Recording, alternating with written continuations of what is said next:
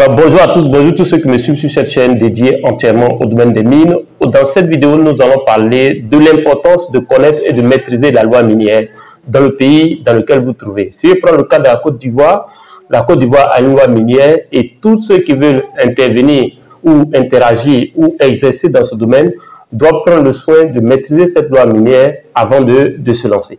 Alors je vais prendre un exemple rapide qui est d'actualité. Vous savez que au mois d'avril, trois ressortissants indiens ont été arrêtés au niveau du Ghana parce que ces Indiens étaient en train de faire des activités dans le domaine des mines, donc des activités en matière de mines au plan local. Or, la nouvelle loi, donc la loi minière du Ghana qui a été récemment révisée, interdit que des nationaux interviennent sur le business local, donc dans le business local au plan des questions minières au niveau du Ghana.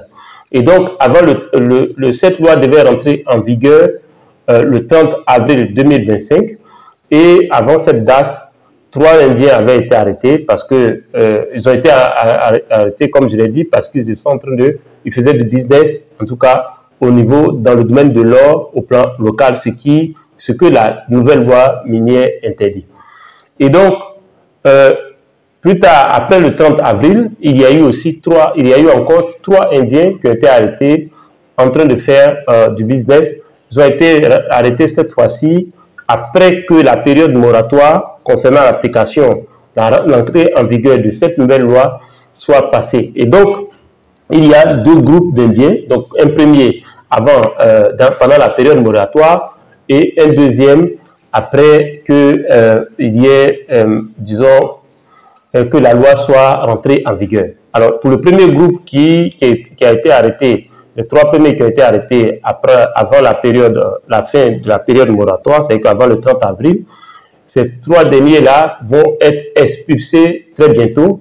Par contre, les 3 autres vont être jugés et certainement condamnés. Et donc, pour dire quoi? Pour dire que lorsque vous voulez exercer dans le domaine des mines, vous devez prendre le soin de comprendre quelles sont les lois, quelle est la loi qui permet d'interagir ou d'exercer dans ce domaine. Alors, il est important de connaître les tests, il est important de savoir ce que vous pouvez faire, ce que vous ne pouvez pas faire, ce qui est légal, ce qui est illégal, parce que le domaine des mines est un domaine hautement stratégique pour les entreprises, hautement stratégique pour les États, et donc, il y a un contrôle. Donc, ce sont des domaines qui sont beaucoup, je dirais, contrôlés ou, si vous voulez, sont des domaines qui sont beaucoup. Il y a des lois qui soutiennent ces différents domaines.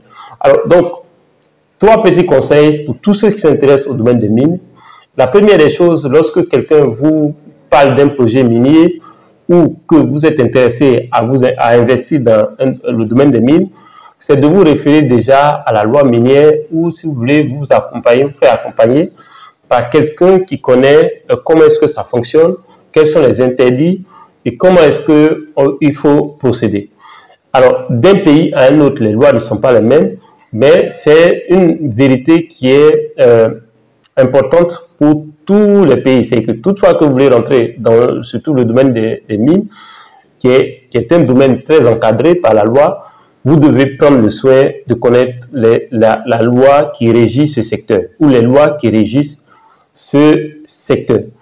Alors, premier conseil, maîtriser la loi. Deuxième conseil, c'est de vous dire que lorsque vous intervenez dans un domaine, si vous n'êtes pas un spécialiste du domaine, vous avez besoin de conseils, vous avez besoin de vous faire suivre pour permettre d'optimiser les différents process. Il y a un élément sur lequel beaucoup de personnes ne font pas, enfin, la plupart des gens, ou si vous voulez, les investisseurs ne font pas attention, c'est que de plus en plus, nos pays sont soumis à des contrôles concernant le blanchiment d'argent et donc le secteur des mines est un secteur, surtout le volet, je vais dire, semi-industriel ou artisanal, il y a des risques de blanchiment et donc l'État a tendance à véritablement être très regardant sur un certain nombre de paramètres.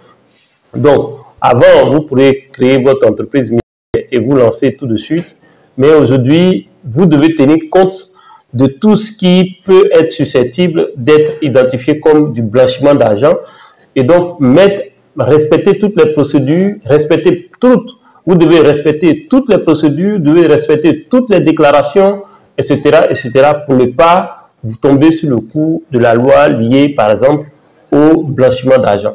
Donc, vous devez comprendre cela. Donc, vous devez avoir une structuration qui permette, en cas de contrôle, de pouvoir vérifier la traçabilité de vos opérations dans le domaine des mines.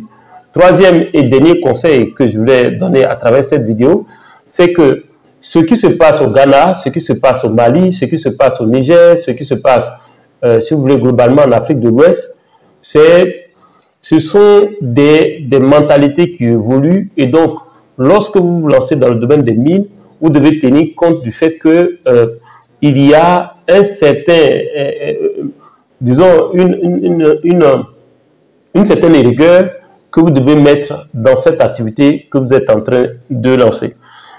Et notez que aujourd'hui, si vous voulez progresser dans ce domaine, soit en tant que prestataire ou soit en tant que peut-être quelqu'un qui crée une entreprise minière ou bien quelqu'un qui a une entreprise qui veut offrir des prestations dans le domaine des mines, c'est que vous devez faire en sorte que vous soyez une entreprise qui a des process qui vont permettre à l'entreprise minière qui interagit avec vous de véritablement être à l'aise pour travailler avec vous. Par exemple, des process en termes de safety, des process en termes même votre process concernant le fonctionnement global de votre entreprise pourrait éventuellement faciliter l'interaction entre vous, votre entreprise et l'entreprise minière. Parce que même les entreprises minières conventionnelles se font contrôler et souvent les contrôleurs vont véritablement regarder avec quel type d'entreprise ou avec quel type de société sous-traitante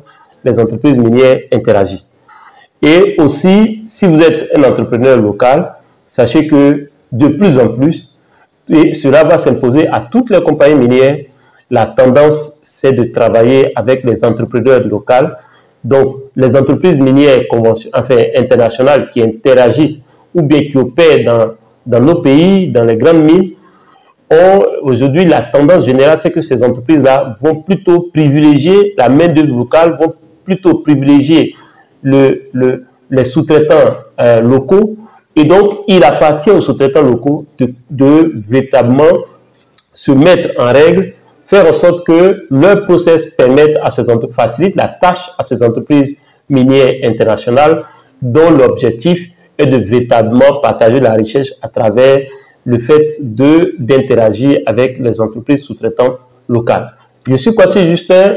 Si ce sujet vous intéresse, si vous êtes un entrepreneur qui veut développer ses activités dans le domaine des mines, ou si vous voulez créer votre entreprise minière, vous pouvez me contacter pour quelques conseils. D'ailleurs, je donne 30 minutes de conseils gratuitement.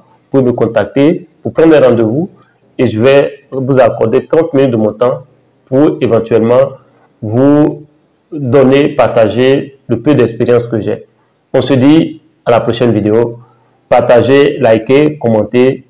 Et si un sujet vous intéresse particulièrement dans le domaine des mines, n'hésitez pas à mettre en commentaire pour que je puisse faire une série de vidéos liées à ce sujet qui vous intéresse. On se dit à la prochaine vidéo.